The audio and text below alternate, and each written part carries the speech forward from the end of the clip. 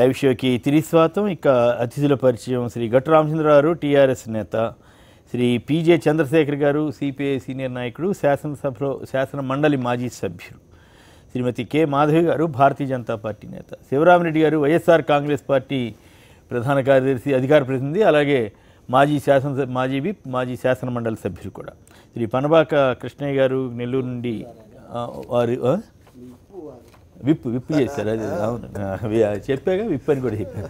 Right. ఇక రెండు రాష్ట్రాల్లో కూడా 3 ఏళ్ల పాలన పూర్తి చేసుకుంది కేసీఆర్ ప్రభుత్వం. జూన్ 2 నాటికి 3 ఏళ్ళు పూర్తి చేసుకుని 3వ సంవత్సరంలోకి వస్తే శ్రీ చంద్రబాబు నాయుడు గారి ప్రభుత్వం 8వ తారీఖు నిన్నటితోటి 3 ఏళ్ళు పూర్తి చేసుకుని 9వ సంవత్సరంలోకి 3వ సంవత్సరంలోకి ప్రవేశించింది. ఈ సందర్భంగా 4వ సంవత్సరంలోకి వచ్చింది. అయితే ఈ సందర్భంగా రాష్ట్రంలో అసలు సమస్యలే లేవని కూడా చంద్రబాబు గారు చెబుతున్నారు. మరి ఈ రెండు రాష్ట్రాల తీరుతెన్నుల మీద ముందుగా చంద్రశేఖర్ గారు మాట్లాడతారు. 3 సంవత్సరాలు రాజ్యాధికారంలోకి వచ్చిన తర్వాత ఈ 3 సంవత్సరాల్లో ఈ అధికారంలో ఉన్నటువంటి రాజకీయ పార్టీలు లేదా ప్రభుత్వానికి బాధ్యత వహిస్తున్నటువంటి ముఖ్యమంత్రులు వారు ఎన్నికల్లో ఏం వాగ్దానం చేసినారు, ఆ వాగ్దానాలను అమలు చేయడంలో వాళ్ళు ఏ మేరకు సఫలీకృతులయ్యారు, ఏ మేరకు సఫలీకృతులు కాలేదు, ఎందుకు కాలేదు అనేది ప్రజలకు ముందు వచ్చేసి సఫలం అయినటువంటి విషయాల్లో ఎట్లయినారు, సఫలం కాలేనటువంటి విషయంలో ఎందుకు కాలేదు, దానికి ఒక శ్వేతపత్రం రిలీజ్ చేసి ఇది మా పెర్ఫార్మెన్సు, రాబోయే 2 సంవత్సరాల్లో ఇది మా ప్రోగ్రాము చేయబోతున్నాము, మీ సహకారం కావాలని అర్థించడం ఒక సాంప్రదాయం, ఒక మంచి పద్ధతి, ఒక డెమోక్రసీలో అదొక ప్రొసీజరు. కానీ దురదృష్టవశాత్తు ఇక్కడ కానీ అక్కడ కానీ 2 రాష్ట్రాల్లో, ఆంధ్రప్రదేశ్లో కానీ తెలంగాణలో కానీ ఇద్దరు ముఖ్యమంత్రులు వారు చేసినటువంటి ఎన్నికల వాగ్దానాలు కానీ వాళ్ళ ప్రణాళికలు కానీ వివిధ సభల్లో వారు చెప్పినటువంటి విషయాలను కానీ పూర్తిగా పక్కకు పెట్టేసి ఈ స్వోత్కర్ష పరనింద అనేటువంటి దానికి, చేయలేని దానికి ప్రతిపక్షాలను కారణంగా చూపించుకోవడం, ఏదైనా చేసామని చెప్పిన దాన్ని గోరంతలు కొండంతలుగా చేసి చెప్పడం, ఇది జరుగుతుంది. నిన్న చంద్రబాబు నాయుడు గారి ఇది చూసిన తర్వాత ప్రత్యేక హోదా కంటే ఎక్కువగా ఇస్తున్నారు కాబట్టి దీన్ని ఆమోదించానని చెప్తున్నాడు. ఎక్కడ ఆమోదించినారు? పార్లమెంట్లో వీళ్ళ ఎంపీలు ఆమోదించారా, లేకపోతే అసెంబ్లీలో కౌన్సిల్లో ఇక్కడ ఉన్నటువంటి వాళ్ళు ప్రత్యేక హోదాని తీర్మానం చేసి ఉంచారు కదా, చేసి ఉంచినారు. ఇది ఇచ్చినప్పుడు కూడా, ఏది ప్రత్యేక ప్యాకేజ్ ఇచ్చినప్పుడు కూడా లెజిస్లేటివ్ కౌన్సిల్లో చర్చలు జరుగుతున్న సందర్భంగా మేము ప్రత్యేక ప్యాకేజీని ఆహ్వానిస్తూనే ఈ యొక్క ప్రత్యేక హోదా అనేటువంటి దాని గురించి చేసి తరగతి హోదా గురించి మేము ఫైట్ చేస్తాము, వీ విల్ కంటిన్యూ అని చెప్పడం జరిగింది. ఇప్పుడు స్లోగా దాన్ని న్యూట్రలైజ్ చేసుకుంటూ ప్రత్యేక హోదా బదులుగానే ప్యాకేజ్ ఇచ్చారు, తీసుకున్నాము, ప్రత్యేక హోదాలో ఏముందని కూడా అడుగుతున్నారు. అయితే నా పాయింట్ ఏమిటంటే, ఇప్పుడు ఆయనేమో ఈరోజు కూడా ఒక ఆయన 1,75,000 crores ఇచ్చినామని చెప్తున్నారు. అంతకుముందు ఆయన అమిత్ షా గారు చెప్పారు, ఆ తర్వాత వెంకయ్య నాయుడు గారు ఇంకా దానికంటే ఒక 30 లక్షల కోట్లు ఎక్కువ, 30,000 కోట్లు ఎక్కువ చెప్పేసి ఆయన చెప్తా వచ్చారు. అయితే మేము భారతీయ జనతా పార్టీ వారు లేకపోతే మంత్రులు, బాధ్యత కలిగినటువంటి వ్యక్తులు లూజుగా ఒకదానికొకటి పొంతం లేకుండా ఎక్కడిచ్చారు, ఎంత ఇచ్చారు, ఏమి ఇచ్చారు, చట్టంలో ఉన్నటువంటి దానికి అదనంగా ఏమి ఇచ్చారు, ఇప్పుడు ఈ 3 సంవత్సరాల్లో ఎంత ఇచ్చారు, పోలవరం ప్రాజెక్టు కానీ, రాజధాని నిర్మాణానికి కానీ, లేకపోతే లోటు బడ్జెట్ పూడ్చుకోవడానికి కానీ, రాయలసీమకు సంబంధించినటువంటి లేదా 7 జిల్లాలకు సంబంధించిన బ్యాక్వర్డ్ డిస్ట్రిక్ట్కి సంబంధించినటువంటి అభివృద్ధికి ఎన్ని డబ్బులు ఇచ్చారు, ఎన్ని డబ్బులు ఇవ్వాలి, అది బుందేల్ఖండ్, కందహార్ వాటికి సంబంధించినటువంటి స్థాయిలో ఇస్తామని చెప్పారు. రాష్ట్ర ప్రభుత్వం 2,400 కోట్లు అడిగింది, వీళ్ళు ఇచ్చిన 1,000 కోట్ల రూపాయలు ఇచ్చినారు. ఇది 3 సంవత్సరాలు కలిపి. ఇదంతా గందరగోళంతో ప్రజల్ని మభ్యపెట్టేటువంటి పద్ధతుల్లో ఉన్నప్పుడు ఇప్పుడు వెంకయ్యనాయుడు గారు కానీ లేకపోతే కేంద్రానికి సంబంధించినటువంటి ఎవరైనా సరే, ఇదిగో ఫలానా రోజున ఫలానా పద్ధతిలో ఇంత ఈ అకౌంట్లో ఈ పద్దు కింద ఎంత ఇచ్చాము, చట్టం ప్రకారంగా ఫెడరల్ సిస్టమ్ ప్రకారంగా రావాల్సినటువంటి డబ్బులు ఎన్ని, ఆ రావాల్సిన దానికంటే 10 రూపాయలు అంటే ఇచ్చేసినా ఇవ్వకపోయినా ఇచ్చినటిని ఇవ్వాల్సినటిని వచ్చే 2-3 ఏళ్ళు ఇచ్చేవాటిని అన్ని కలిపి మొదటి సంవత్సరం 2వ సంవత్సరంలో బీజేపీకి ఇక్కడ రాష్ట్ర ప్రభుత్వం మీద వారి యొక్క ఆరోపణ ఏంటంటే మీరు డిపిఆర్ ఇవ్వడం లేదు, డీటెయిల్డ్ ప్రాజెక్ట్ రిపోర్ట్ ఇవ్వడం లేదు కాబట్టి మేము డబ్బులు రిలీజ్ చేయడం లేదు అంటూ ఒక మైల్డ్గా ఒక అటాక్ పెట్టారు. ఇప్పుడు డిపిఆర్స్ ఉన్న వాటికి లేని వాటికి అన్నిటికీ కలిపేసి డిపిఆర్లు అన్ని పెండింగ్ ఆడ కుప్పలు పడి ఉన్నాయి. మాకు రావాల్సిన డబ్బులు రావటం లేదు. ఇచ్చినవి ఏమన్నా ఉంటే ఆ రావాల్సినటువంటి డబ్బులు లెక్క ప్రకారంగా మిగతా రాష్ట్రాలకి ఏ ప్రకారంగా ఇస్తున్నారో ఆ ప్రకారంగానే వచ్చినాయి, వీళ్ళు అదనంగా వరకబెట్టింది ఏమీ లేదని చెప్పేసి ఇక్కడ ప్రభుత్వం చెప్తుంది. అసలు రాష్ట్ర ప్రభుత్వం చెప్పేది కరెక్టా, కేంద్ర ప్రభుత్వం చెప్పేది కరెక్టా? రోజుకు ఓవరాల్గా చంద్రబాబు గారి పాలనకి మీరు ఎన్ని మార్కులు వేస్తారు? ఆయన అనుమతి ఇచ్చా ఆయనకున్న దీని రీత్యా ఎంత సక్సెస్ అయ్యాడు, ఎంత ఫెయిల్ అయ్యాడు మీరు అంటారు? ఏం లేదు, 3 ఏళ్ల పాలన ప్రచార పటాటోపంతో, అనవసరమైనటువంటి వ్యయంతో, కీలకమైనటువంటి ప్రజల యొక్క రైతుల సమస్యలు కానీ, కార్మికుల సమస్యలు కానీ, మహిళల సమస్యలు కానీ, లేదా నిత్యంగా జరుగుతున్నటువంటి రోజువారీ వ్యవహారాల్లో కానీ, ఏ విధమైనటువంటి అవినీతి నిర్మూలనకు సంబంధించినటువంటి విషయంలో కానీ ఈ ప్రభుత్వం టోటల్గా ఫెయిల్ అయింది. టోటల్గా ఫెయిల్ అయింది. ఈ వలసలు ఆగిపోలేదు. మరి ఆయన ఏమో సమస్యలే లేవన్నారు, రాష్ట్రంలో సమస్యలే లేవని ఆయన అన్నట్టుగా పత్రికల్లో వార్తలు వస్తున్నాయి. మీరేమో అసలు మొత్తం ఫెయిల్ అంటారు. ఎక్కడ ఇది మరి మీది ఒక ఎక్స్ట్రీము, ఆయనది ఒక ఎక్స్ట్రీమ్. సమస్యలు రాష్ట్రంలో సమస్యలు లేవు అని ఆయన అంటే ఆయన చూడదలుచుకోలేదు, ఆయన పరిష్కరించదలుచుకోలేదు. వాటిని ఆయన దృష్టిలో వచ్చినా కానీ సమస్యలుగా ఆయన పరిగణించడం లేదు. ఈ రోజున కడపలో రైతుల సదస్సు జరుగుతూ ఉన్నది. రాయలసీమకు సంబంధించినటువంటి రైతుల సదస్సు జరుగుతున్నది.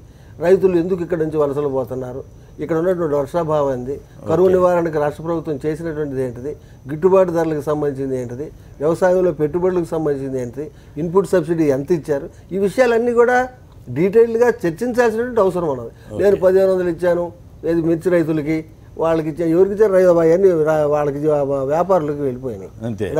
1,40,000 రూపాయలు ఒక ఎకరానికి మిర్చి పండించేదానికి ఖర్చు అవుతూ ఉంటే వాడేమో ఒక 10 నుంచి 20 క్వింటాలు పంట పండుతుంటే వాళ్ళకి నేను 1,500 రూపాయలు ఇచ్చానంటే అది ఎక్కడ మ్యాచ్ ఎక్కడ అవుతుంది? కందులకు కానీ, మినుములకు కానీ, మిర్చికి కానీ టోటల్ ఫెయిల్యూర్ అంటారు.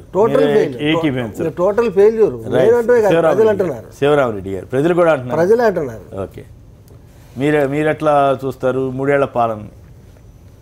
3 ఏళ్ల పాలనలో చంద్రబాబు నాయుడు గారు అబద్ధాలు చెప్పడంలో సక్సెస్ అయినాడు.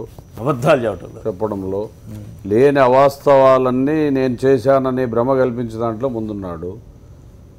దాంట్లో అభివృద్ధి చెందాడు. తెలుగుదేశం నాయకులు, కార్యకర్తలు ప్రజాధనాన్ని దోచుకున్న దాంట్లో కూడా అగ్రస్థానంలో ఉన్నారు. దాంట్లోనే ఎలాంటి అనుమానం లేదు. దాంట్లో వీళ్ళందరూ కూడా అందరి పాత్ర ఉంది. ప్రాజెక్టుల పేరు చెప్పి విపరీతంగా దోచుకున్న దాంట్లో మంత్రులు కానీ వీళ్ళందరూ ఆయన మంత్రిమండలి మొత్తం ముందున్నారు. మనల్ని అప్పుల రాష్ట్రంగా తీర్చిది మనందరినీ తాకట్టు పెట్టే దాంట్లో కూడా ఇప్పటికే 86,000 కోట్ల వరకు మనల్ని తాకట్టు పెట్టడం జరిగింది. రాబో దినాల్లో ఇంకా 2 ఇయర్స్లో ఇంకా 1,00,000 చిల్లర దాటే పరిస్థితి. కాబట్టి దాంట్లో కూడా ప్రగతి సాధించాడు. నిరుద్యోగాలు ప్రతి ఇంటికి ఉద్యోగం ఇస్తారని చెప్తున్నాడు. డెఫినెట్గా ఇస్తాడు. ఎందుకంటే ఇప్పుడు ఎలక్షన్స్ పీరియడ్ స్టార్ట్ అవుతుంది కాబట్టి డెఫినెట్గా ఇస్తాడు. దాన్ని ఇవ్వడు అని మనం 3 సంవత్సరాల నుంచి నానబెట్టి ఎలక్షన్ల ముందు ఇస్తే ఎదుగో నేను రాష్ట్రం కష్టాల్లో ఉంటే దీన్ని అధిగమించి మీకు ఇస్తున్నా, నేను ఎంతో డెవలప్ చేశానని చెప్పే దాంట్లో ముందుంటాడు. ఇప్పుడు గతంలో ఆయన అధికారంలో లేనప్పుడు రాష్ట్రం అన్ని రకాలుగా ఇబ్బంది ఉందని చెప్పిన నాయకుడైనా ఈరోజు ఆయన వచ్చినప్పుడు ఏ సమస్యలు లేవంటున్నాడు. ఈరోజు విలేజ్లకు పోతే ఇప్పుడు 3 సంవత్సరాలు వచ్చినా 3 ఇళ్ళు కట్టించిన పాపాన్ని పోలే. పెన్షన్లు కేవలం జన్మభూమి కమిటీ ఇల్లు కానీ ఏ కార్యక్రమమైనా కానీ జన్మభూమి కమిటీ అని తెలుగుదేశం నాయకులు అది కూడా అర్హులైన వాళ్ళు కాదు. ఓకే, ఒక 10-15 ఇచ్చి దోచుకునే పరిస్థితి ఉంది. ఒకసారి ఒక రాజు దగ్గర ఒక రాజు దగ్గర ఒక మామూలుగా మాలిష్ చేయడానికి రోజు ఒక ఆయన వస్తుంటాడంట. వస్తుంటే ఆయన రోజు రాజుకి మాలిష్ చేసేది కొన్ని చెప్తూ పోతూ ఉండేది. పోతూ ఉంటే పక్కన మంత్రులు ఎన్ని చెప్పి రాజ్యంలో అంత అల్లకల్లోలంగా ఉండి దొంగతనాలు, దోపిడీలు ఏమేమి జరగాలో ఆ కరువు కాటకాలతో అల్లాడిపోతున్నా రోజుకు చెప్పినా కూడా రాజుకు అర్థమయ్యే పరిస్థితి లేదు. ఈ మంత్రి ఒక రోజు గమనించి మళ్ళా ఆయన ఎవరైతే మాలిష్ చేస్తున్నాడో ఆయన ఇంట్లోనే ముందు రోజు రాత్రి అంత దొంగతనాలు, దోపిడీలు అవన్నీ చేయించిన తర్వాత చేయించినాక మళ్ళీ నెక్స్ట్ డే కూడా ఎట్లుంది ఏం కథ రోజు ఆయన ఒక పని పెట్టుకున్నాడు. ఏముంది మహారాజా, నీ రాష్ట్రం అంతా అల్లకల్లోలం అయిపోయింది, దోపిడీలు దొంగలు నా ఇంట్లో ఉండి ఇడుకోకుండా ఉంటే ఇంక వేరే వాడిని ఇడుస్తారా అన్నట్లు చెప్పారు. అప్పుడు రాజుకు నిజంగా ఇట్లా జరుగుతుంది అంటే మంత్రులు చెప్తారు మీకు ఎప్పటి నుంచో జరుగుతున్నాయి, మీరు ఆయన మాట నమ్మించేస్తున్నాను. ఇప్పుడు చంద్రబాబు నేచర్ కూడా అదే, తను బాగుంటే మొత్తం రాష్ట్రం అంతా, తన కుటుంబ సభ్యులు బాగుంటే మొత్తం రాష్ట్ర పవర్లో ఉంటే మొత్తం రాష్ట్ర ప్రజానీకం అంతా హ్యాపీగా ఉన్నట్లే. ఎందుకంటే సొంతింటి కల్లా నిజమైపోయింది, కొడుక్కి ఉద్యోగం వచ్చింది, ఆయనకి ఉద్యోగం వచ్చింది, కాబట్టి ఇంకా ఆయనకి మొత్తం రాష్ట్రం అంతా బాగున్నట్లే, సుభిక్షంగా ఉన్నట్లే, ఇంక వేరే ఆలోచన అనేదే లేదు. రాష్ట్రం ఇప్పుడు ప్రజానీకము ఒక పక్క రైతులు రేట్లు లేక ప్రతి వస్తువుకి రేట్లు విపరీతంగా అయినా, ఒక పక్క మధ్యప్రదేశ్ భారతదేశం అంతా ఇదే పరిస్థితి ఉన్నప్పటికీ ఆంధ్రప్రదేశ్లో ఈయన 5,000 crores వరకు నేను ఇది పెడతా అని చెప్పాడు మద్దతు ధరగా. ఎప్పుడైనా అయితే కేవలం 1,500 రూపాయలు మిర్చికి ఏదో పెట్టి కొంతమందికి, అది కూడా సెలెక్టెడే. ఇది ఎందుకు రాష్ట్రంలో ప్రజానీకం ఏ వర్గమైనా కానీ ముఖ్యమంత్రి అయిన తర్వాత తెలుగుదేశం వాళ్ళు కొట్టే కాదు కదా ముఖ్యమంత్రినా, రాష్ట్రానికి ముఖ్యమంత్రి, రాష్ట్ర ప్రజానీకాన్ని నుంచి కలెక్ట్ అయ్యే ప్రతి పైసా ట్యాక్స్ రూపకంగా గవర్నమెంట్కి వస్తుంది. అంటే మీరు అడ్డం పడుతున్నారు, ఇంకా అయినా కూడా నేను చేస్తున్నానని చెప్తున్నాడు. ఆయన పట్టిసీమలో 100 కోట్లు దోపిడీ పడితే ఇది చేయొద్దు మంచిది కాదు అంటే అది అడ్డుపడినట్లు, కానీ ఆ దోపిడీ విధానం విడిచిపెట్టరు. 6,000 కోట్ల హంద్రీనివా ప్రాజెక్టు దాంతో అయితే ఈరోజు 20,000 కోట్లు వైండింగ్ అనే పేరుతో 20,000 కోట్లు పెంచి దాంట్లో దోపిడీ విధానం పెట్టుకుంటే 20,000 కోట్లు పెంచారు, తప్పు కాదు. అది 2,000 కోట్ల 20,000 కోట్ల 20,000 కోట్లకు 20,000 కోట్లకు 20,000 కోట్లకు మరి చెప్పేది. పెంచితే తప్పు కాదు, అది ధనయజ్ఞం కాదు. రాజశేఖర రెడ్డి గారు నిజాయితీగా చేసినప్పుడు ప్రతిదీ ఇది జలయజ్ఞమా ధనయజ్ఞమాన్ని క్వశ్చన్ చేసిన వాళ్ళు ఈరోజు వాళ్ళు విపరీతంగా 40 కోట్లు టన్నుల దాంట్లో 40 కోట్ల ఎస్టిమేషన్ పాత ఎస్టిమేషన్ ఉంటే దాన్ని 120 కోట్లకు పెంచడం జరిగింది. రోడ్లు ఫర్ ఎగ్జాంపుల్ ఇప్పుడు గుత్తి నుంచి తాడిపత్రి రోడ్డు అది 180 కోట్లు ఉన్నింది, 289 145తో 50 కోట్లకు ఉన్నింది. లాస్ట్ టైం క్యాన్సిల్ చేసి అగైన్ 200 చిల్లర కోట్లు చేశారు. ఇవన్నీ ఒక కాంట్రాక్టర్ రానిరు, అంతా దోపిడీ 100 కోట్లు. ప్రతి కాన్స్టిట్యున్సీలో నాయకులు కార్యకర్తలు పాలించేవాళ్ళు అందరూ ఎవరి స్థాయిలో వాళ్ళు దోచుకునే పరిస్థితిలో ఈరోజు అభివృద్ధి సాధించినామనే దాంట్లో ఎలాంటి సంశయం లేదు. ఈరోజు రాజశేఖర రెడ్డి గారు ఏదైతే పురుషోత్తపట్నం కెనాల్ అది ఆయన చేస్తే దాని మీద నా కళ ఇది నేను ఇస్తున్నా, అది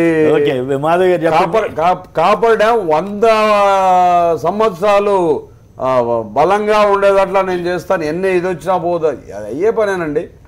ఇప్పుడు కాపర్ డ్యామ్ ఎందుకు ఉపయోగిస్తారు, పోలవరం డ్యామ్కి అందరూ ప్రతి ప్రాజెక్టులో ఉపయోగిస్తారు.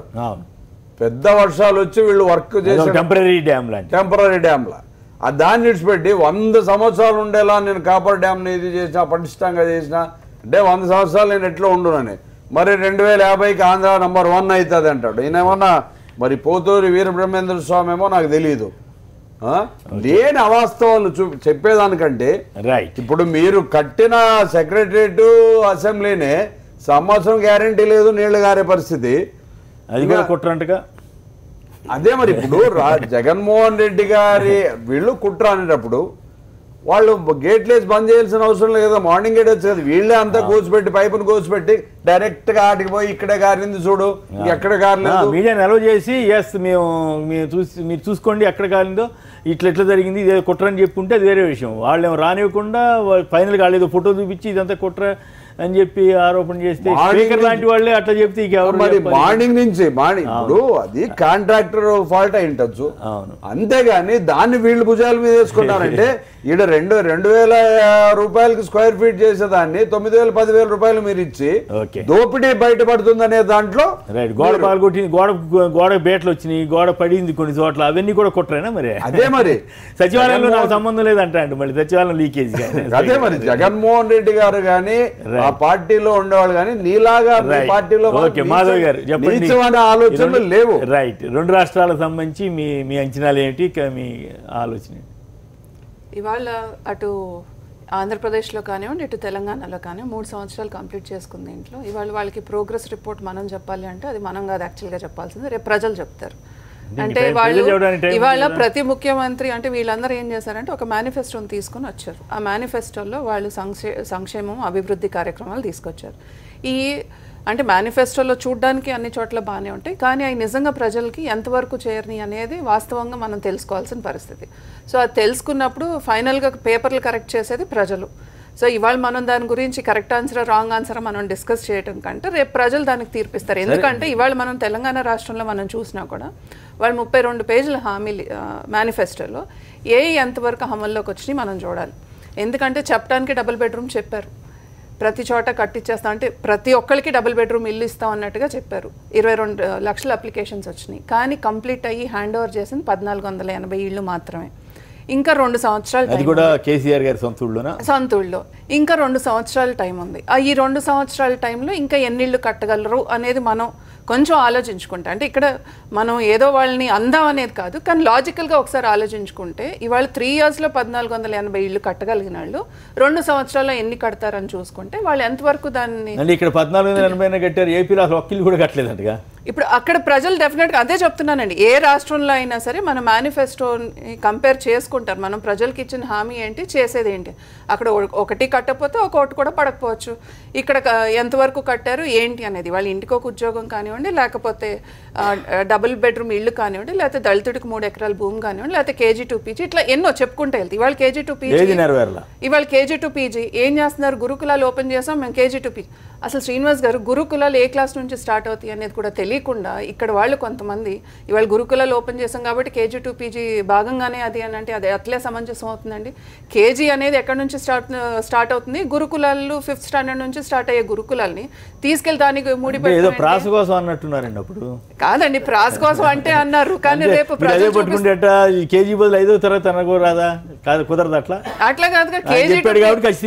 KG to PG మేము చేస్తాము అని అన్నారు. తర్వాత ఇంకొక మాట కూడా అన్నారు, ఇది సీఎం గారు కేసీఆర్ గారు అన్నారు, నా మనవడు ఏ స్కూల్లో అయితే చదువుతున్నాడో అదే స్కూల్లో డ్రైవర్ కొడుకు కూడా చదివేటట్టు ఉండాలి అన్నారు. మరి వాళ్ళు ఎవరెక్కడ చదువుతున్నారో నాకు తెలియదు. డ్రైవర్ కొడుకు వీళ్ళ స్కూల్లో వీళ్ళ మనవడితో చదువుతున్నాడో లేకపోతే వీళ్ళ మనవడు వెళ్ళి అక్కడ చదువుతున్నాడో నాకైతే తెలియదండి. ఇవాళ మనం చూసుకుంటే వాస్తవంగా ఇవాళ పరిస్థితులు ఇప్పుడు మీరు మీ పేపర్లు చూడండి, ఇవాళ హైదరాబాద్లో మొత్తం ఒక్క వాన పడితే పరిస్థితి ఏంటి అంటే 3 సంవత్సరాలు తర్వాత వెళ్దాం అనుకున్నా. సరే మీరు మాట్లాడారు కాదండి, అంటే ఇవాళ వీళ్ళు మేనిఫెస్టోలో అంటాం ఏంటి, మేము హైదరాబాద్ డల్లాస్ చేస్తాం అన్నారు. అంటే డల్లాస్ అంటే స్విమ్మింగ్ పూల్సా? ఇవాళ లిటరల్లీ రోడ్లన్నీ స్విమ్మింగ్ పూల్స్. ఇదివరకు ఏమన్నారు, 100 రోజుల ప్రణాళిక అన్నారు మున్సిపల్ కార్పొరేషన్. 100 రోజుల ప్రణాళికలో ఏమన్నారంటే ఎక్కడన్నా ఒక గుంట చూపిస్తే 1000 రూపాయలు ఇస్తామని ఆ రోజు ప్రకటన చేశారు. ఇవాళ గుంట లేని రోడ్డు చూపిస్తే ప్రజలు ఎదురు 1000 రూపాయలు ఇచ్చే పరిస్థితిలో ఉన్నారు, మేము ఇస్తాం మీకు అనేది. ఇవాళ కాదు శ్రీనివాస్, ఇవాళ 3 సంవత్సరాల్లో ఎక్కడ మనం డ్రైనేజ్ వ్యవస్థని సరిదిద్దుకునే ప్రయత్నం ఎక్కడా చేయలేదు. ఇవాళ మొత్తం రోడ్లు ఇప్పటికిప్పుడు మీరు కెమెరామెన్లు తీసుకుని మనం వెళ్దామని రోడ్లన్నీ తవ్వేస్తున్నాయి. పోనీ ఏమైనా ప్రికాషనరీస్ పెట్టారా అంటే ఏమీ లేదు. అంటే ఎంత ఘోరంగా ఉందంటే వానలు పడితే రోడ్లు కనపడపోతే ఇవాళ వెహికల్స్ అలానే వెళ్తే గనక అన్ని పక్కన రోడ్ల పక్కన అంతా తవ్వేస్తున్నాయి. మీరు పనుల కోసం తవ్వారు నేను కాదు అని అన్నట్లు, కానీ అట్లీస్ట్ సేఫ్టీ ప్రికాషన్స్ తీసుకోవాల్సిన అవసరం ఉందా? ఇవాళ ఎన్ని యాక్సిడెంట్స్ జరుగుతాయి దాని మూలన. ముందే ఒక పక్కన మెట్రో మీకు తెలుసు ఎప్పుడో కంప్లీట్ అవ్వాల్సింది, ఇంకా 3 ఇయర్స్ ప్రొలాంగ్ చేశారు, ఇంకా ఎప్పటికవుతుందో మనకు తెలియదు. ఆ మెట్రో వర్కులతో రోడ్ల ముందు కంజెస్టెడ్ అయిపోయి మళ్ళీ తవ్వటంతో ఇంకా కంజెస్టెడ్ అయిపోయి. ఇవాళ మనం ఏది చూసుకున్నా అంటే మీరు ఇవాళ 3 ఎకరాల భూమి చూసుకోండి, ఎంతమందికి ఇచ్చారండి? అంటే ఆయన ఒక ప్రగతి భవన్ కట్టుకుని 9 ఎకరాల్లో అంటే ఒక దళితుడే ముఖ్యమంత్రిని చేస్తా అన్నారు, అది కాసేపు పక్కన పెట్టండి, ప్రగతి భవన్ కట్టారు. కానీ ఆ ప్రగతి భవన్ దాటి నువ్వు సెక్రటేరియట్కి రావే, నువ్వు అక్కడే కూర్చుని ప్రగతి జరిగింది అని నువ్వు అనుకుంటే ఎట్లా? ఆ ప్రగతి భవన్ దాటట్లా, వాళ్ళ కుటుంబాన్ని దాటట్లా. మనం అనేది ఏంటంటే ప్రజల్లోకి రావాలి ఆ ప్రగతి అనేది మనం అంటున్నాం, అది ఇక్కడ జరగట్లేదు. ఇప్పుడు ఏదన్నా అంటే మీరు వచ్చే సంవత్సరం నేను రైతులకి ఇస్తాను డబ్బులు అంటాం కరెక్ట్ కాదు. ఈ సంవత్సరం ఎందుకు ఇవ్వట్లా? మనం బడ్జెట్ లో 4500 కోట్లు రిజర్వ్ ఫండ్ ఇవాళ శ్రీనివాస్ గారు ఇవాళ బీజేపీ ప్రభుత్వం చేయాల్సింది చేస్తుంది, నేను అదే అంటున్నా. బీజేపీ ప్రభుత్వానికి కూడా రేపు ప్రజలే ఓట్లతో తీర్పిస్తారు.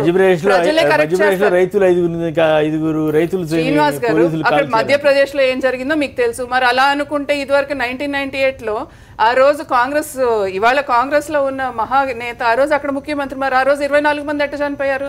సో అందుకని ఏదైనా ఇష్యూస్ ని రాజకీయం చేయొద్దండి. అక్కడ జరగటం ఇవాళ ఒక రైతు చనిపోయాడు అంటే అది బాధాకరమైన విషయం, ఎవరికైనా బాధాకరమైన విషయం.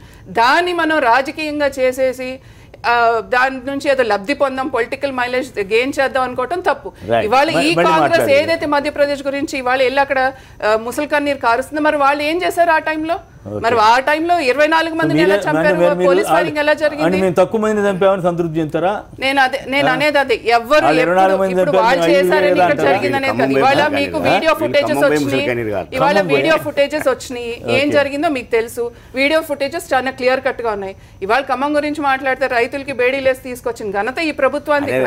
ఎందుకనంటే ఇవాళ నిజంగా మనకి అన్నం పెట్టే అన్నదాతల చేతులకి మనం ఒక టెర్రరిస్ట్ లాగా బేడీలేసి తీసుకొచ్చి అవమానపరిచిన ఈ ప్రభుత్వానికి రేపు తప్పకుండా ప్రజలు బుద్ధి చెప్తారు. రవికుమార్ గారు నెల్లూరు నుంచి. రవికుమార్ గారు నమస్కారం, చెప్పండి. 3 ఏళ్ల పాలనపై మీ కామెంట్ ఏంటి? రాష్ట్రంలో సమస్యలు లేవంటున్నారు. రాష్ట్రంలో చాలా రోజుల నుంచి ప్రయత్నం చేస్తున్నాం సార్, దొరకడం లేదు. మాకు సమయం ఇవ్వడం లేదు సార్, మీరు ఎక్కువసేపు వాళ్ళకే ఇస్తున్నారు. సమయం ఎక్కువ కావాలట. సమయమా? మీరు మాట్లాడండి, మరి మీకు అవకాశం ఇచ్చినప్పుడు ఆ విషయం మాట్లాడుతున్నారు. సార్ చిన్న విషయం సార్, ఈ 3 సంవత్సరాల పరిపాలన అంటే మీ ఆ కొన్న నాయకులకే తెలుసు. ఒక చిన్న విషయం చెప్తాను సార్, ఒక సెకండ్ ఇవ్వండి. మాట్లాడండి సార్. ఇప్పుడు పెన్షన్ ఇక్కడ కమిటీ శాంక్షన్ చేసింది సార్. పెన్షన్ ఆ పేరు ప్రకటించారు, పంచాయతీ కాడికి వచ్చారు వాళ్ళు. ఓకే, ఏ ఊరు? నేను నెల్లూరు సార్, నెల్లూరు జిల్లా నార్తామూరు సార్, అల్లూరు మండలం సార్. ఓకే సార్ ఆమెని ఆ పెద్ద తీసుకొని ఎంబీఓ కాడికి పోయాను నేను స్వయంగా, నా అనుభవం చెప్తున్నాను. ఆమె అడిగితే సార్ మేడం పెద్ద అంటే ఇప్పుడు కాదయ్యా నెక్స్ట్ మంత్ ఇస్తారు, వాళ్ళని పంపించేసి నెక్స్ట్ మంత్ ఇస్తారు అంటే ఆ ఎమ్మెల్యే వాళ్ళు ఇవ్వాలన్నమాట వాళ్ళ చేతుల మీద, తెలుగుదేశం వాళ్ళ చేతుల మీద. ఓకే, తెలుగుదేశం వాళ్ళే పంపించేసాం సార్. నెక్స్ట్ మంత్ ఇచ్చే టయానికి పేరు లేదు సార్. పేరు లేదు ఎందుకని? పేరు లేదు సార్. ఎందుకంటే అంటే వాళ్ళు ఇస్తారు సార్, వాళ్ళు మనుషులు కాదు వాళ్ళు. అట్లా పార్టీ పరంగా వివక్ష చూపుతున్నారు. అట్లా పేదల పట్ల పేదల పట్ల ప్రభుత్వాలు అట్లా వివక్ష చూపకూడదు కదా. ముగ్గురు తీసేసి 23 మందికి ఇచ్చుకున్నారు సార్. మళ్ళా 3 మందిని తీసేసి 5 మందిని యాడ్ చేసి 23 మందికి ఇచ్చుకున్నారు. అది సార్ పరిస్థితి. ఇంకా 3 సంవత్సరాల పరిస్థితి సార్ అది. ఓకే, అంతే కదా. మొత్తం మీద మీకు సంతృప్తి కలిగించలా? Okay, right. ఓకే, ధన్యవాదాలండి. రామచంద్ర గారు మాట్లాడండి. జనరల్గా ఇప్పుడు ఈ 2 రాష్ట్ర ప్రభుత్వాలతో పాటు 3 ప్రభుత్వాలు 3 సంవత్సరాలు అయింది. కేంద్ర ప్రభుత్వం కూడా 3 సంవత్సరాలు అయింది. ఈ 3 కూడా ఎక్కడికక్కడ కొత్త ప్రభుత్వాలుగా చెప్పుకునేటే. అంటే చంద్రబాబు లాంటి వాడు సీనియర్గా ఇంతకుముందు చేసి ఉన్నప్పటికీ కూడా ప్రభుత్వాలు కొత్తగానే చెప్పుకునే ప్రభుత్వాలే. ఈ 3 ఏ ప్రభుత్వమైనా వచ్చే ముందు మేనిఫెస్టోని రిలీజ్ చేస్తే ఖచ్చితంగా మేము చేస్తామని అమలు చేస్తూ ఉంటాయి. ఇక్కడ ప్రధానంగా తెలంగాణ గవర్నమెంట్ కూడా డబుల్ బెడ్రూమ్లు హామీ ఇచ్చింది, రుణమాఫీని హామీ ఇచ్చింది, వీళ్ళు మేనిఫెస్టోలో పెట్టారు. అట్లాగే అక్కడ కూడా ఇంటికో బాబు వస్తే జాబ్ వచ్చేస్తుందనే ఆటోమేటికల్ వాళ్ళు పెట్టారు. నిరుద్యోగ వృత్తిని కూడా మేనిఫెస్టోలో పెట్టారు. అది ఇక్కడేమో ₹1,00,000 స్పెసిఫిక్గా రుణమాఫీ అని హామీ పెట్టేస్తే అక్కడ అసలు మీరు రుణాలు కట్టడం మానేయండి, మొత్తం నేనే తీర్చేస్తా అని కూడా నేనే తీర్చేస్తా. అట్లాగే కేంద్ర ప్రభుత్వం కూడా మేము బయట దేశాలను అప్పంతా తీసుకొస్తాం, ఆ బ్యాంక్ అకౌంట్లు ఓపెన్ చేసుకోండి, దాన్ని ఏమంటారు నల్లధనం తీసుకొచ్చేస్తాం, బ్యాంక్ అకౌంట్లు ఓపెన్ చేసుకోండి, మీకు దాదాపు 15 లక్షలు. అవాస్తవాలు చెప్పకండి, అది ఉంటే ఒకసారి ప్లే చేయండి. వాళ్ళ ఎక్కడైనా సరే ఒక్క క్లిప్ ఉంటే మీరు ప్లే చేయండి, నేను దానికి సమాధానం చెప్తాను. ఒక్కటంటే ఒక్క క్లిప్ దాని గురించి. బయట ఉన్న నల్లధనాన్ని అదంతా కాదు, మేము లేదు మేము అది ప్రకటించలేదు, మేము నల్లధనం తీసుకొస్తామని మీకు చెప్పలేదని మీరు చెప్పారు. దానికి దీనికి పంచితే ప్రతి ఒక్క అకౌంట్ లో 15 లక్షలు పడుతుంది అనేది చెప్పారు. కానీ అంతేగాని మేము మీ అకౌంట్ లో చెప్పలేదు. దానికి తీసుకొస్తా అదే వస్తాయి. మీరేం కంగారు పడక్కర్లేదు, ఇప్పుడు అన్ని బయటకు వస్తాయి. ప్రతి ఒక్కరి బయటపడుతున్నాయి, మీరు దాదాపు 10 నిమిషాలు తిట్టాల్సిన తిట్లు అనేది తిన్నా శుభ్రంగా నేను విన్నా, నాకేం అభ్యంతరం లేదు. మీరు కూడా వినండి, మీరు మాట్లాడినప్పుడు వాస్తవం అనిపిస్తుంది, నేను మాట్లాడితే నాకు వాస్తవం అనిపిస్తుంది. వాస్తవం అనేది 2 వైపులో ఉంటుంది. మళ్ళీ వినండి, నేను అనే పాయింట్ ఏంటంటే వారు కూడా చెప్పారు తీసుకొచ్చిన నల్లధనం తీసుకొస్తే 15 లక్షల రూపాయలు ప్రతి కుటుంబానికి పంచవచ్చు అని చెప్పారు. నల్లధనం తీసుకొస్తామని కూడా చెప్పారు. నేను అనేది ఆ డబ్బులు తీసుకొచ్చి ఏం చేస్తారు? పంచవచ్చు అన్నారు. ఎందుకు పంచట్లేదు? ఎందుకు తీసుకురావడం ఎందుకు వచ్చి అసలు ఎందుకు వచ్చింది? ఎందుకు తీసుకురావడం లేదు? ఎందుకు తీసుకురావడం లేదు? ఏమైనా కొల్లుడయ్యారా? కుమ్మక్కయ్యారా? పంచుకున్నారా? వాళ్ళకి మరి ఆ డిస్కషన్ అనేది మాట్లాడారు. ప్రభాకర్ రెడ్డి గారు హైకోర్టు అడ్వకేట్ ఒక లైన్ లో ఉన్నారు. ప్రభాకర్ రెడ్డి గారు నమస్కారం, మాట్లాడండి. నమస్కారం కేఎస్ఆర్ గారు, మీతో చాలా కాలం నుంచి అనుకుంటున్నాం, కుదరలేదు. నమస్కారం, మాట్లాడండి. ముఖ్యంగా చర్చలో ఫస్ట్ మీరు you have to control the leaders. మీరు మాట్లాడండి. వేరే ఒకరు మాట్లాడితే లైవ్ షో ఎలా ఉందంటే మీరు ప్రభాకర్ రెడ్డి గారు టైం వేస్ట్ చేస్తున్నారు. ప్రభాకర్ రెడ్డి గారు టైం వేస్ట్ చేస్తున్నారు. మీ అభిప్రాయం చెప్పండి. 3 ఏళ్ల పాలన మీద చెప్పండి, మిగతా విషయాలు నాకు వదిలేయండి. హలో, పాలన గురించి ఎక్కడ కూడా ముఖ్యంగా ఆంధ్రప్రదేశ్ లో అయితే పరిపాలన చాలా కమ్మదనంగా కనిపిస్తుంది ప్రతి ఒక్కడికి. కమ్మదనం అంటే మంచి మాటే కదా. కమ్మదనం అంటే కాదు మిత్రమా, కమ్మదనం చేతలో కమ్మదనం తప్ప. మీరు వ్యంగ్యంగా అంటున్నారా, నిజంగా బాగుందని అంటున్నారా? మీరు చెప్పేదాని ప్రకారం అయితే కమ్మదనం అనే పదానికి అర్థం ఏంటంటే బాగుంది అని అర్థం. మరి మీరు కమ్మదనం అంటే తెలుగు ప్రజలకు బాగా అర్థమవుతుంది. ముఖ్యంగా కృష్ణా గుంటూరు జిల్లాలో కమ్మదనం మిగతా ప్రాంతాల వాళ్ళకి బాగా అర్థం అవుతుంది. Okay, right. మిగతా వాళ్ళకి అర్థం కాదు. ఇకపోతే 3 ఏళ్ల పాలనలో కొడుకు జయంతికి వర్ధంతికి తెలియని కొడుకేమో మంత్రి పదవి వచ్చింది. అది చాలా పురోగతి. ఓకే, ఆంధ్రాలో. పోతే తెలంగాణలో కేసీఆర్ ని గెలిపించినటువంటి ప్రజలకి కేసీఆర్ చేస్తున్నటువంటి పనులు ప్రాక్టికల్ గా చాలా బాగున్నాయా? Very good. ఎందుకంటే చంద్రబాబుతో పోలిస్తే ఓకే. అయితే అక్కడ ఉన్నటువంటి పరిస్థితులకు అనుగుణంగా చంద్రశేఖరరావు గారికి కొన్ని నిజాలు తెలియకపోవడం వల్ల తెలంగాణలో కొన్ని నష్టాలు జరుగుతున్నాయి. అది కూడా జరుగుతున్నాయి. ఏంటి ఆ నష్టం? తెలంగాణ ప్రజలకి ఆంధ్ర ప్రజలకి తేడా ఏంటంటే తెలంగాణ ప్రజలు పోరాట యోధులు, బాధపడ్డ ప్రజలు. ఓకే. తెలంగాణలో చేపల చెరువులు, రొయ్యల చెరువులతో వచ్చిన డబ్బుతో పరిపాలించే ప్రభుత్వం చంద్రబాబు ప్రభుత్వం. Okay, right. ఇవాళ 3 ఏళ్ల పాలనలో కొల్లేరు లాంటి లేక్ లో నిస్సిగ్గుగా అధికార మదంతో అధికార పార్టీ వాళ్లే చెరువులు వేల ఎకరాలు ఆలగంచి చేసేటువంటి అన్యాయాలను అడిగేటువంటి పరిస్థితి అయితే లేదు. Okay, right. నేనైతే కంప్లీట్ చేయండి. ఏంటంటే పోరాటం చేసేటువంటి విధానం మీ పత్రికల ద్వారా, మీ సాక్షి టీవీ ద్వారా చేయాలి తప్ప ఇటువంటి లైవ్ షోలు పెట్టి నాయకులు చెప్పేట. Okay, right. మీరు అసలు సమస్య చెప్పారు, అంతవరకు ఊరుకోండి. ఇంకా ఎవరు ఏం మాట్లాడకపోతే మీకు ఈ అవకాశం వస్తుందా? ఏం మాట్లాడతారు మిత్రం? ఇంతవరకు మీరు చెప్పదలుచుకుని చెప్పారు కదా. అక్రమ్ గారు ఖమ్మం నుంచి అక్రమ్ గారు నమస్కారం అండి. హలో, మాట్లాడండి. గోపాల్ రెడ్డి గారు కర్నూలు నుంచి. గోపాల్ రెడ్డి గారు నమస్కారం, మాట్లాడండి. సార్ నమస్తే. సార్ నమస్తే, మాట్లాడండి. నమస్తే, కర్నూలు నుంచి సార్ నేను. ఖమ్మం, మాట్లాడినట్లయితే ఎట్లా ఉంది 3 ఏళ్ల పాలన? ఏమో మాకు తెలియదు కానీ సార్, కోస్తా ఇప్పుడు ఈ అమరావతి సైడ్ అవన్నీ తెలియదు కానీ మా రాయలసీమకైతే 3 ఏళ్ల నుంచి చాలా అన్యాయం సార్ జరుగుతున్నది. అన్యాయం జరుగుతుందా? ఏం అన్యాయం జరిగింది? కనీసము కర్నూలులో ఈ సంవత్సరం సార్, అది టౌన్ కదా, 5 రోజులకు ఒక్కసారి వాటర్ తాగడానికి మీరు ఎంక్వైరీ చేసుకోండి. ఒకవేళ అయ్యో తాగడానికి నీళ్లు ఈ రోజు వరకు, ఈ 3 రోజులు అయింది, కొద్దిగా వదులుతున్నారు. మరి చంద్రబాబు గారు అసలు రాష్ట్రంలో సమస్యలు లేవని చెబుతున్నారు కదా. కాదు, చంద్రబాబు గారు రాష్ట్రంలో సమస్యలు లేవంటున్నారు కదా, మీరేంటి ఇట్లా చెబుతున్నారు? ఎవరన్నారు సార్ సమస్యలు లేవని? తిరిగితే టౌన్ లోకి వస్తే తెలుస్తారు సార్. ఇప్పుడు కర్నూలులో మిరప పండించినారు, దానికి రేటు లేదు, అది గుంటూరుకి ఎసుకపోవాలంటారు. మళ్ళీ ఒక రోజేమో ఆదివారం ఒకటే కొంటామంటారు.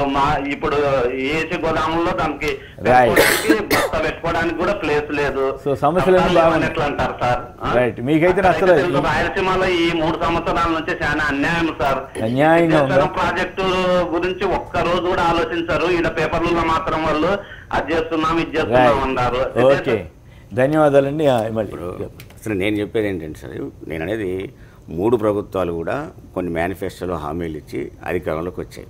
వాటికి వచ్చేసరికి మేము తెలంగాణ గవర్నమెంట్ ముఖ్యమంత్రి గారు కానీ మేము కానీ నాయకులుగా కానీ ఎక్కడ సమస్యలు అయిపోయినాయి, ఇక సమస్యలు లేవు అని మేము ఎక్కడ చెప్పడం లేదు. సో ఆయన మళ్ళీ చంద్రబాబు గారు మళ్ళీ చెప్పట్లేదు రాష్ట్రంలో సమస్యలు. ఎందుకంటే సమస్యలు ఎన్ని చేసినా సమస్యలు లేకుండా పోతాయని నేను అనుకోను. వ్యవస్థలో మన సమస్య ఎన్ని పరిష్కరించుకుంటూ పోతే కొత్త సమస్యలు కనపడుతూనే ఉంటాయి. ఒక సమస్యను పరిష్కరించినా ఆ సమస్యలో ఇంకొన్ని మనం ఇంకా మిగిలి ఉంటాయి ఇప్పుడు మన దాంట్లో. అందుకని మేము ఖచ్చితంగా ఇచ్చిన హామీలకు కానీ మేనిఫెస్టోకి కానీ కట్టుబడి ఉన్నాము. ఈ 5 సంవత్సరాల్లోపే మొత్తం ఈ హామీలను కూడా నెరవేర్తాయని కూడా మేమేమి మొత్తం ఒకేసారి చెప్పారా 5 ఏళ్ళు కాదు 20 ఏళ్ళు 15 ఏళ్ళు కావాలి. నేను అనేది ఏంటంటే మొత్తం నెరవేర్తాయి అంటే అర్థం ఏంటంటే మేము చేసుకుంటూ పోయినప్పుడు ఓ దశలో కొన్ని 5 ఏళ్ళలో కాకపోవచ్చు ఓపెన్గా అది వేరు. ఇప్పుడు మిషన్ భగీరథ విషయంలో కట్టుబడి ఉన్నాం. ఇది ఖచ్చితంగా మీకు 2018 నీళ్ళు ఇస్తాను.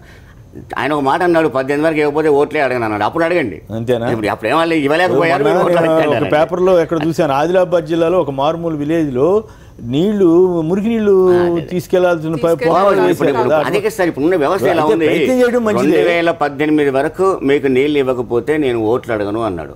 అప్పటి వరకు 2018 నీళ్ళు ఇవ్వకపోతే బరాబర్ మనం అందరం అడగవచ్చు, మీరు కూడా అడగవచ్చు. ఖచ్చితంగా మీరు ఎందుకు ఓట్లు అడుగుతున్నారో అడగవచ్చు. కానీ 2018 వరకు ఖచ్చితంగా మీ మిషన్ భగీరథ ప్రతి ఊళ్ళో కూడా నీళ్ళు వస్తాయి అంతవరకు. ఎందుకంటే ఇప్పటికే మ్యాక్సిమం 75% మొత్తం టాప్ పైపుల దాకా గ్రామాలకు పోయి ఉన్నాయి.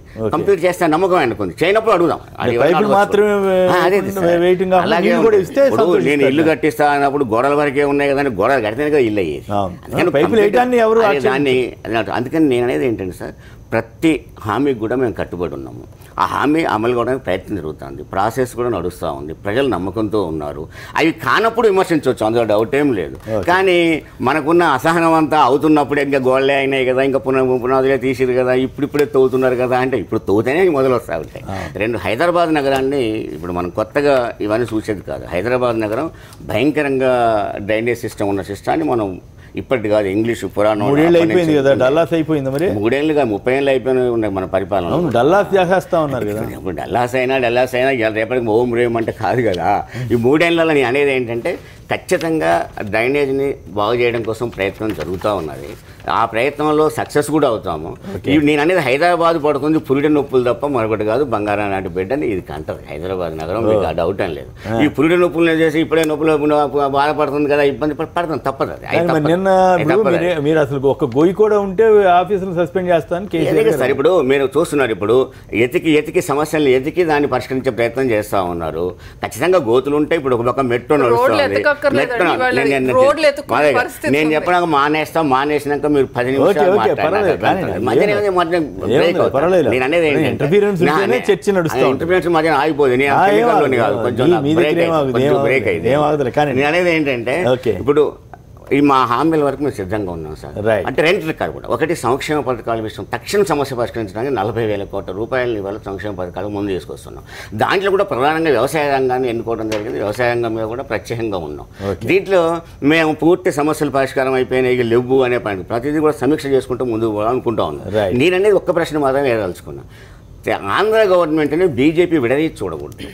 ఆంధ్ర గవర్నమెంట్ అంటే బీజేపీ గవర్నమెంటే, అంతేనా? BJP government. అక్కడనేమో ఓట్లు వాళ్ళు ప్రజలు చూసుకుంటారు, ఓట్లు వేయొచ్చు అని చెప్పి ఇక్కడ మాత్రం అక్కడ కూడా ఆడ లీక్ అయిన విషయం. అమరావతిలో కట్టడానికి గోడే బయలుపోతామంటే కఠినంగా ఇంత పెద్ద హైదరాబాద్ నగరంలో ఈ సమస్యలు రావా కడుతున్నప్పుడు?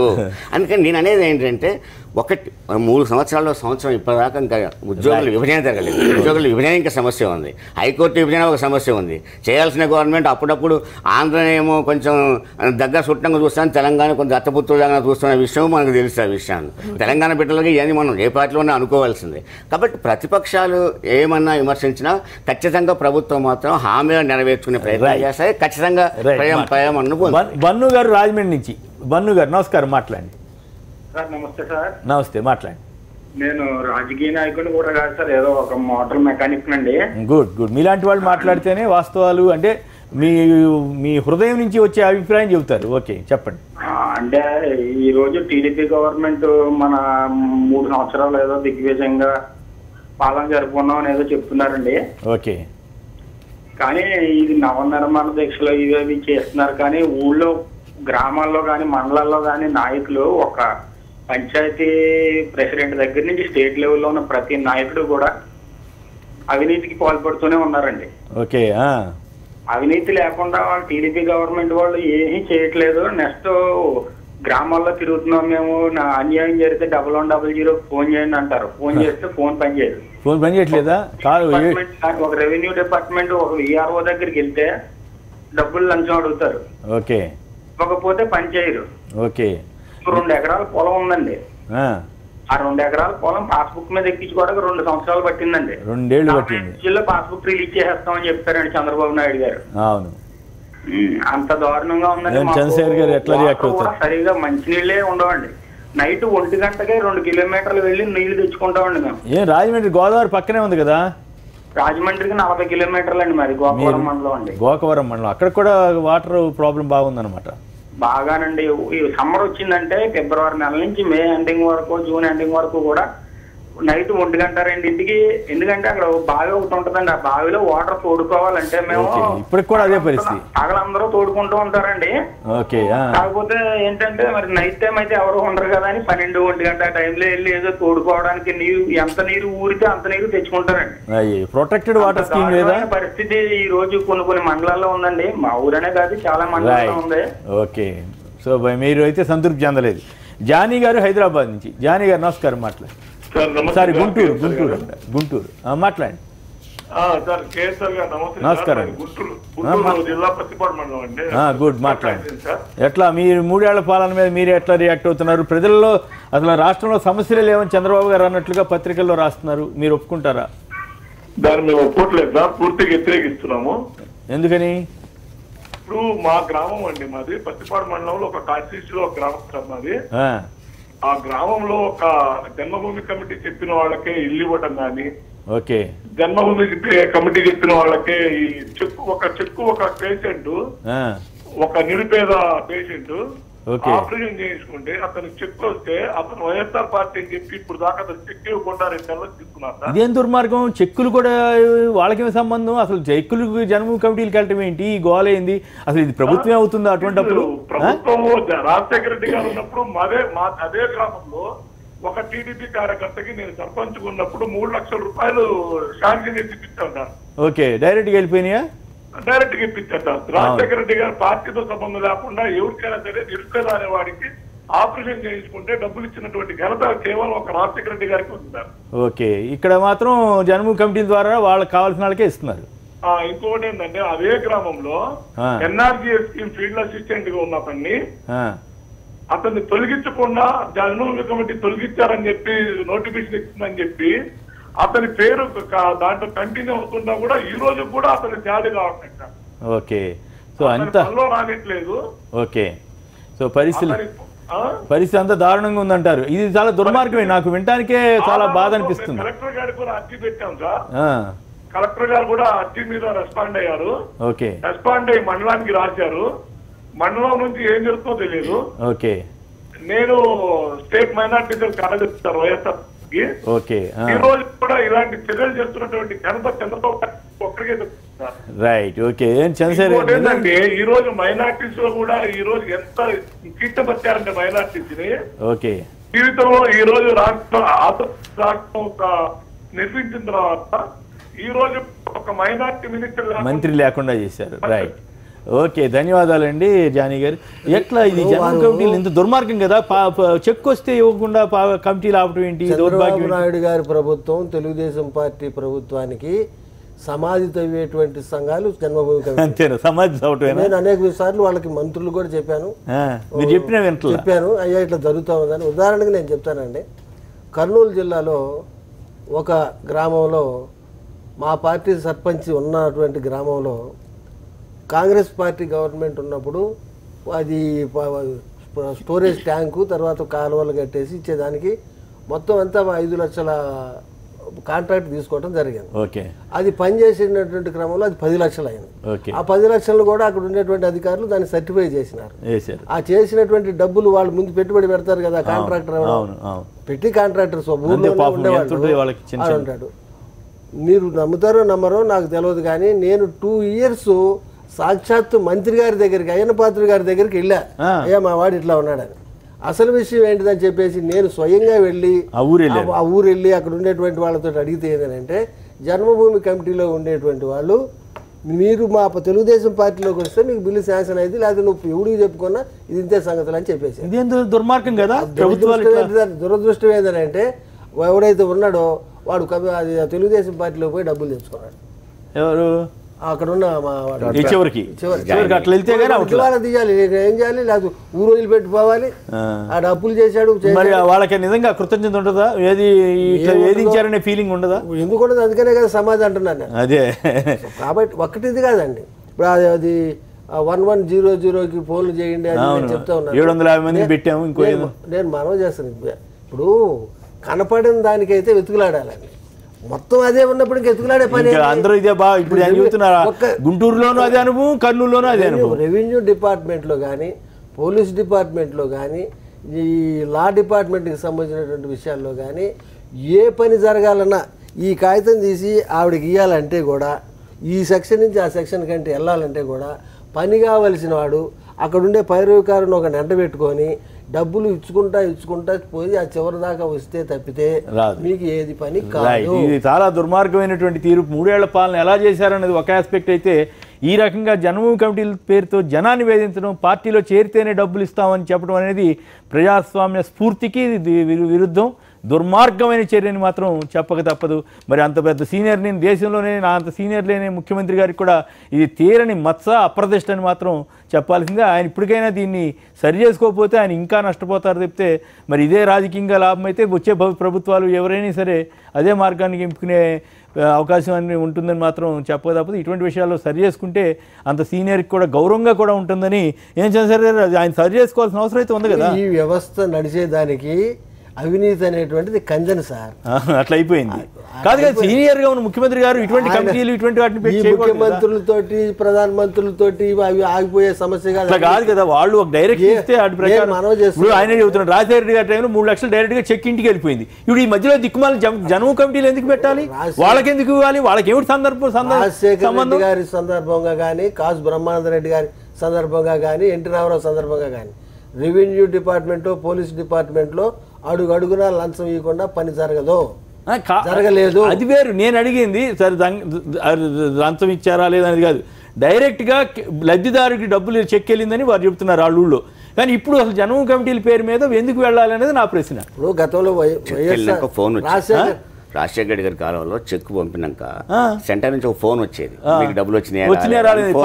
పార్టీతో సంబంధం లేకుండా ఇచ్చారు కదా. అది మీరు ఒప్పుకోదలుచుకుంటే ఒప్పుకోండి, లేకపోతే అది వేరే విషయం. గవర్నమెంట్ లో అవినీతి అనేది వేరే చర్చ. ఇక్కడ పాయింట్ ఏంటంటే, ఇక్కడ మీరు ఇందాక చెప్పారు, మీరే చెప్పారు మా పార్టీ వాడిని తీసుకెళ్లి చేర్చుకున్నారని. కానీ ఇక్కడికి వచ్చేసరికి దాన్ని మీరు అంగీకరించలేకపోతున్నారు. అంటే ఏ పార్టీ అధికారంలో కూడా అట్లాంటివి చేయకూడదు అనేది నా పాయింట్. ఏ పార్టీ అధికారంలో కూడా ఇట్లా చేయొచ్చా? ఎవరు అధికారం దుర్మార్గం. నాకు సీనియర్ లేనప్పుడు ఆయన అగౌరవం కాదు. ఇది నేనైతే ముఖ్యమంత్రి గారికి అగౌరవం నేను ఫీల్ అవుతాను. కాదు, సమాజానికి. హైదరాబాద్ నిజంగానే చాలా ఇబ్బందికరమైనటువంటి పరిస్థితి ఉంది. దాని మీద మీరు మాట్లాడుతున్నారు. అంటే ఇందాక రామచంద్రరావు గారు ఇవాళ ప్రణాళికలు అంటే వాళ్ళు ఇచ్చిన ఎన్నికల మేనిఫెస్టో గురించి, అంటే వాళ్ళు హామీలు ఇస్తారు కానీ 5 సంవత్సరాల టైం ఉంది అన్నారు. ఇవాళ వాళ్ళు పేజ్ నెంబర్ 31 అండి, ఇది వాళ్ళ మేనిఫెస్టో. పేజ్ నెంబర్ 31 చూస్తే వాళ్ళు ఏమన్నారంటే, దీంట్లో ప్రజలు శాంతియుతంగా అహింసా మార్గంలో ఉద్యమించే హక్కు అమలయ్యే వాతావరణం నిర్మిస్తుంది. మరి ఒక పక్కనేమో ఇందిరా పార్కులో ధర్నా చౌక్ని తీసేస్తున్నారు. అది అంటే ప్లస్ ఇవాళ ఉస్మానియా యూనివర్సిటీ ఎక్కడైతే అసలు ఇవాళ తెలంగాణ సాధించుకోవడానికి ఎక్కడైతే అసలు ఉద్యమం అనేది మొదలయ్యిందో, ఎక్కడైతే ఫోర్సిబుల్లీ కేసీఆర్ గారితో చేయించారో, ఆ ఉస్మానియా యూనివర్సిటీలో జరిగిన ఉత్సవాల్లో కూడా కేసీఆర్ గారు మాట్లాడలేని పరిస్థితి. ఎందుకునంటే ఎంత అన్యాయం చేశారు పిల్లలకి. అంటే ఒక నిరుద్యోగ పరంగా కానివ్వండి, లేకపోతే అసలు పిల్లల్ని వాళ్ళు ఎంత అనగదొక్కారు అనేది. ఇవాళ ఒక పక్కన ఒక ఆర్డర్ తీసుకొచ్చారు కదండి ఉస్మానియా యూనివర్సిటీ. ఇవాళ ఉస్మానియా యూనివర్సిటీలో ధర్నాలు జరగకూడదు అనేది ఒకటి తీసుకొచ్చారు. కరెక్టే, పిల్లలు చదువుకోవాలి కాదు అని అన్నట్ల. కానీ మేధావులు ఎప్పుడైనా సరే కామ్గా ఉండకూడదని. మేధావులు కామ్గా ఉంటే చాలా అనర్థాలు జరుగుతాయి. ఎస్పెషల్లీ ఏంటి అని అంటే మనకు తెలుసు ఎంతమంది మేధావులు అన్ని చోట్ల వర్తిస్తుంది, అన్ని చోట్ల వర్తిస్తుంది, అన్ని చోట్ల వర్తిస్తుంది. మీకు మీరు వచ్చారు కాబట్టి నేను అనేది ఏంటంటే, అక్కడ మాత్రం ఇంటికి ఒక ఉద్యోగం వస్తుంది, అక్కడ మాత్రం నిరుద్యోగ వృత్తి 2000 రూపాయలు వస్తుంది. కానీ అక్కడ మాత్రం ఇవ్వరనేది మీ గవర్నమెంట్ ఎక్కడ మీరు పరిపాలనలో ఉన్నారు, అక్కడ ఎందుకు ఇవ్వలేదు మీరు ఆంధ్రలో? ఇప్పుడు అదే చెప్తున్నా, ఎవరైనా సరే ఇవాళ 5 years టర్మ్ ఉంది అని మీరు అన్నారు, కానీ నేను అనేది ఏంటి అంటే ఈ 5 years టర్మ్ లో దాని దిశగా వెళ్ళాలి కదా. 38 మందిని ఆంధ్రాలో రాజకీయ హత్యలు జరిగింది 38, రాజకీయ హత్యలు జరిగింది 38. ఇక్కడ పొలిటికల్ పార్టీస్ హత్య మీద ఎన్ని చేశారో చెప్పండి. ఇక్కడ మీరు ఇంతకుముందు మొదలుపెట్టిన ఖమ్మంలోనేమో కిషన్ రెడ్డి గారు చూడడానికి పోతాడు బేడీలు వేసిరని, మధ్యప్రదేశ్ లో మాత్రం కాలి చంపుతారు, వాళ్ళు రైతులు కాదు, వాళ్ళు అన్నం పెట్టే రైతులు కాదు, వాళ్ళు వ్యవసాయం చేసే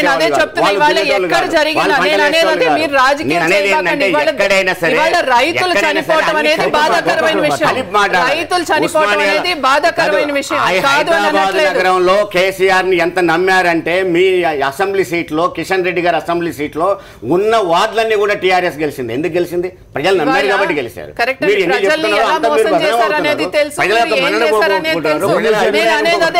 రేపు ఎలక్షన్స్ లో ప్రజలు మీకు ఎలా ప్రజలు చెప్తారు మీకు. మీరు అన్నారు కదా ఇంకొక 20 సంవత్సరాల దాకా మేమే పాలన ఉంటా అన్నారు. మరి మీరు అంత సర్వే చేయించుకుని మేమే పాలిస్తాం ఇంకొక 20 ఏళ్ళని అంత కాన్ఫిడెన్స్ ఉన్నప్పుడు ఇవాళ ఇతర పార్టీల నుంచి వచ్చిన ఎమ్మెల్యేలకు ఎవరికైతే కండువా కప్పారు వాళ్ళతో రాజీనామా చేసి వాళ్ళు ఎలక్షన్ కి వెళ్ళండి. మీకు అంత కాన్ఫిడెన్స్ ఉంది కదా, మీకు అంత కాన్ఫిడెన్స్ ఉంది కదా. 20 ఏళ్ళు మేమే పరిపాలిస్తాం, 20 ఏళ్ళు టీఆర్ఎస్ వస్తుంది ఇక్కడ అని మీకు అంత ఇది ఉన్నప్పుడు ముందు గోవాలో రాజీనామాలు చేయించారా? ఎందుకు చేయించలేదు? మణిపూర్లో మంత్రి పదవి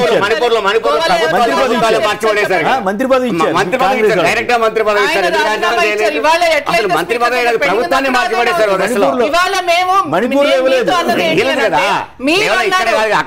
ఇప్పటికిప్పుడు ఎలక్షన్ పెట్టినా మీకు 111 సీట్లు వస్తాయన్నారు కదా, 111 సీట్లు కాసే పక్కన పెట్టండి. ఇవాళ మీరు చేసే అభివృద్ధి కార్యక్రమాలు ఉన్నాయి. మేము ఇంకొక 20 సంవత్సరాలు మేమే గెలుస్తాం.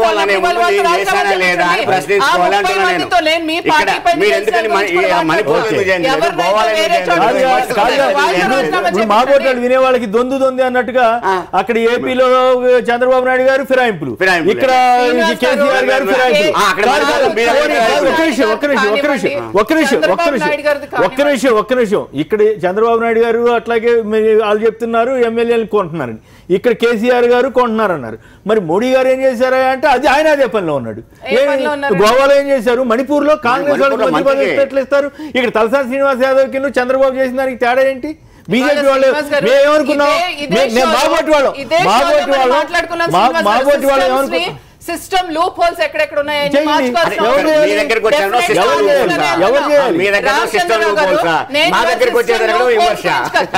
మీరు అభివృద్ధి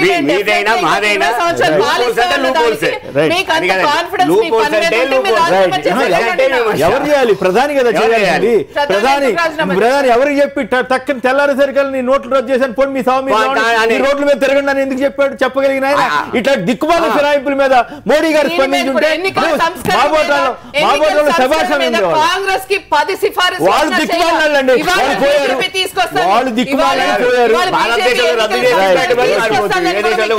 కరెక్టే. వాళ్ళు కాంగ్రెస్ వాళ్ళు దిక్కుమాలని పోయారు, దెబ్బతిన్నారు.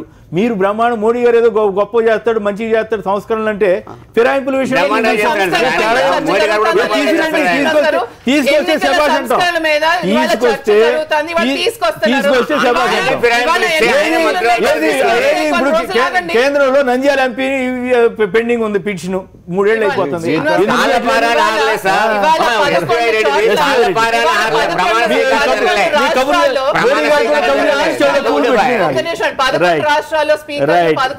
నిర్ణయాలు తీసుకున్నారు. అందుకనే అనేది మనకి యూనిఫామ్ గా ఉండాలి అని అంటే సంస్కరణలు డెఫినెట్ గా తేకుండా మీరు అదే దారిలో వెళ్తున్నారు కదా. రామచంద్రరావు, చంద్రశేఖర్ గారు, మాధవి గారు, శివరామరెడ్డి గారు పలువురు మాట్లాడారు. అందరికి కూడా ధన్యవాదాలు. ఇది నేటి వార్తా విశ్లేషణ కార్యక్రమం. నమస్కారం.